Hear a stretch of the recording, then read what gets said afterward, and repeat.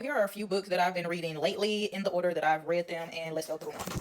So it all started with Immortal Dark. I started reading it and I made it to chapter 26, and I just wasn't in the mood. It wasn't that it wasn't a good book. I'm a mood reader, so I have to be in the mood to read whatever I'm reading. So I had to stick a pin in this.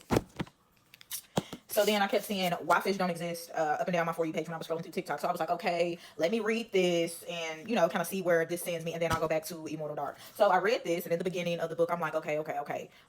It made me think something of a character in the book, like that they were a good guy. And then the more that I read the book, they were an a-hole. So I ended up finishing this book in like, I want to say like a week, maybe a half of a week. So it got my blood pressure up. So I was like, okay, I need something else. I still wasn't ready to go back to Immortal Dark. So then I picked up this book by Callie Hart, Quicksilver. And when I tell you, this book got me in the mood.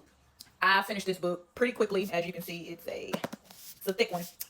Love this book. So after this, I was like, I know there's a part two. So I looked up the information. Part two, the sequel to this book, isn't even out yet. I have like a couple of days. So I'm like, okay, what am I gonna do while I'm waiting on that book to come out? So then I was like, let me find something old that I've already read that I can just read for entertainment purposes, yada yada yada. So picked up A Hustler's Wife by Nikki Turner that is already on my bookshelf.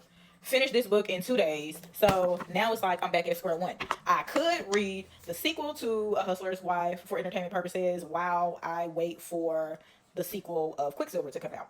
But I haven't decided yet because now that I've read Quicksilver, it kind of put me back in the mood for Immortal Dark. So that's where I am on my current reading lately. Let me know what you're reading.